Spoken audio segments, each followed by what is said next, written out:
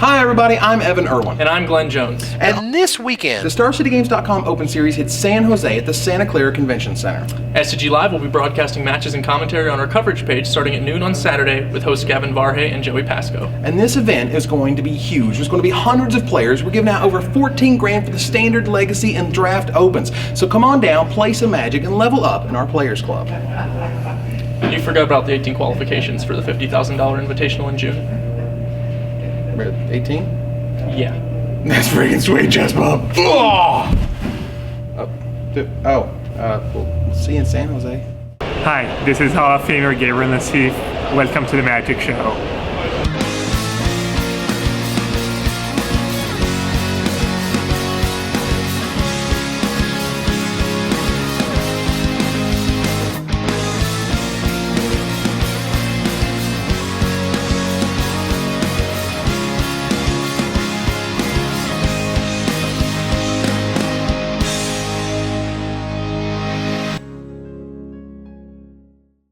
Hello everybody and welcome to another edition of the Magic Show. Now as you can see, things around here are a little bit different.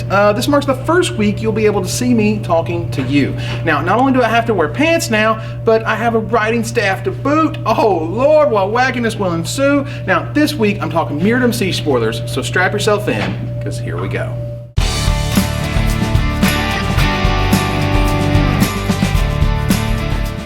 Welcome to the show, everybody. As many of you have well heard, Mirrodin has indeed been besieged, but it's all right, because your boy E-Dog here to get you through it. In case you haven't been able to keep up, I'm E-Dog, I'm highly crunk, and I'm straight gangster. Yeah. Anywho, let's get to the cards. Mirrodin Besieged has entered spoiler season, and it's time to get excited. We'll get started today with a little segment I like to call Better Know a Card.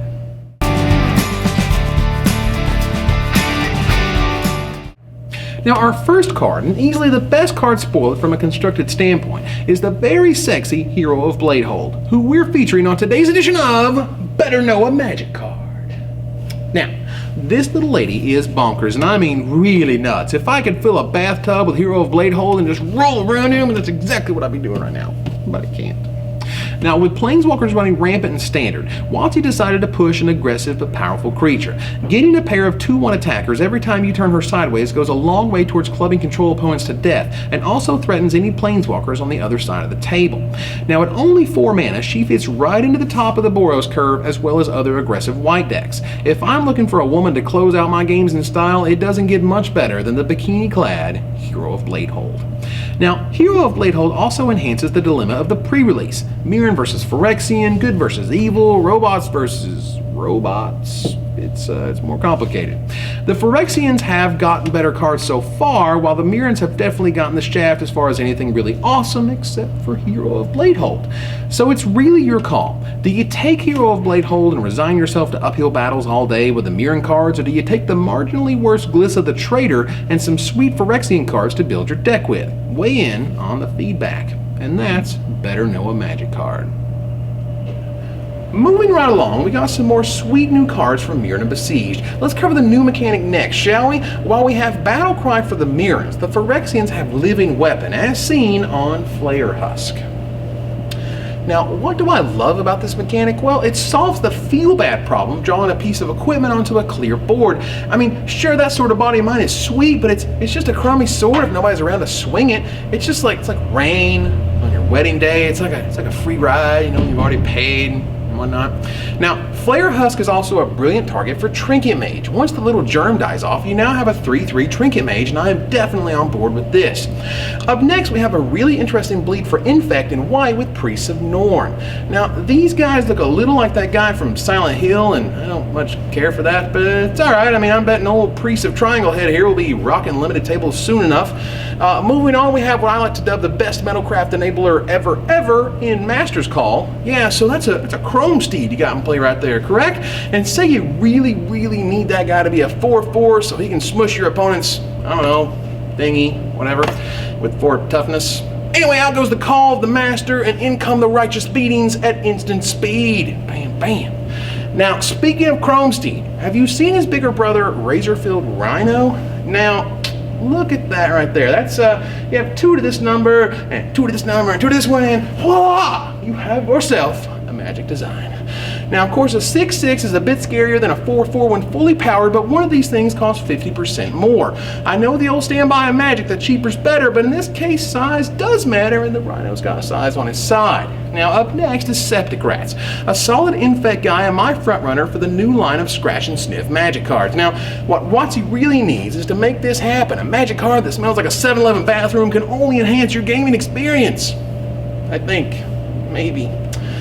Moving right along, it appears that the rock band Disturbed has finally gotten their name into the world of Magic the Gathering. Wait a minute. I'm sorry.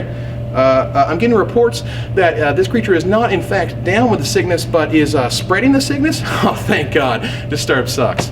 Anyway, all I gotta say is Proliferating Common is awesome. Great removal spells are awesome, and this will be a great card at the pre-release, so use it only for maximum value without proliferating.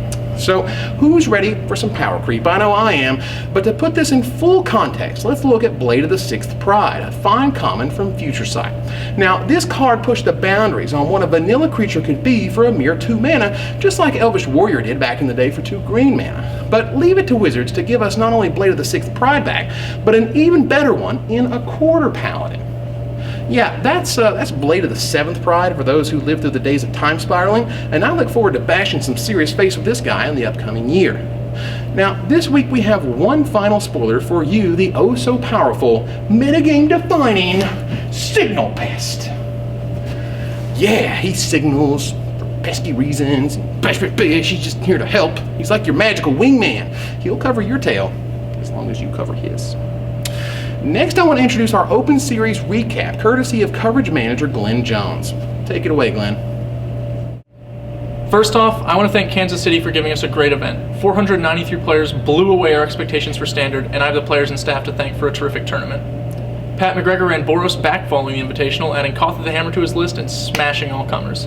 Our commentator suggested that players shifting their decks to fight the Blue-Black Menace really provided an opportunity for aggressive strategies to push control decks around, and I think they were right. No doubt vulnerable Conley Woods found his blue-green wave deck to be in that final match. The Legacy Open ran for 8 rounds, and a lot of players were eager to see what would happen once Survival got the axe and Time Spiral escaped the cage. Their tournament featured many old favorites, with a lot of Merfolk and Counterbalance. Zoo had a strangely terrible weekend, and the aggressive deck of choice wound up being Goblins.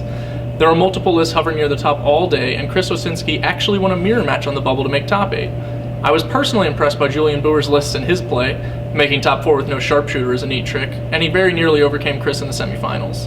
Lewis Laskin sleeved up my favorite deck of the weekend, Green and Taxes. If Laskin's willing to play the creature deck, must be a pretty good creature deck. I'm also here to let you know that I've personally read each and every response on our Facebook, Twitter, and survey regarding SCG Live. I can promise you more of what you want: deck techs, feature matches, guest commentators, everything. SCGLive.com is under active development, and it will soon be a site dedicated to our broadcast, complete with news, archives, and promotions. Star City has set some high standards with regards to tournament coverage, and I hold myself and my team responsible for meeting them. I have no doubts that we will do so. Glenn Jones, everybody. He does a great job. So, despite having to put on pants, this was a lot of fun. But these friggin' pants, I mean, people actually wear these every day? Yeah, they do, Evan. That's just awful. You get used to it. Oh yeah, like playing Survival of the Fittest and Legacy? Wait, are you suggesting that the DCI banned pants? Yes, oh my God, wearing pants is awful and it makes me want to die. Hey, Evan, we're still rolling. Really? Oh, hi there. Hey, you. I hope you enjoyed this episode of The Magic Show. Next week, there'll be even more Mirrodin Besieged previews. And don't forget about the StarCityGames.com Open this weekend in San Jose. So until next time, Magic players, this is Evan Irwin, tapping the cards so you don't have to.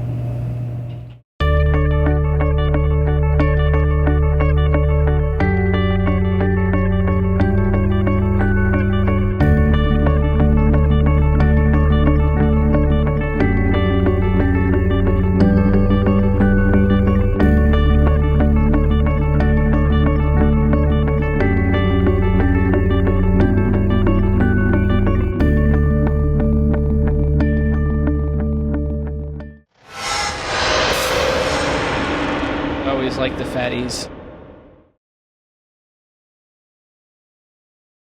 Oh, sweet fist bump, chest bump. Oh, Glenn, that's totally sweet chest bump. Oh, Glenn.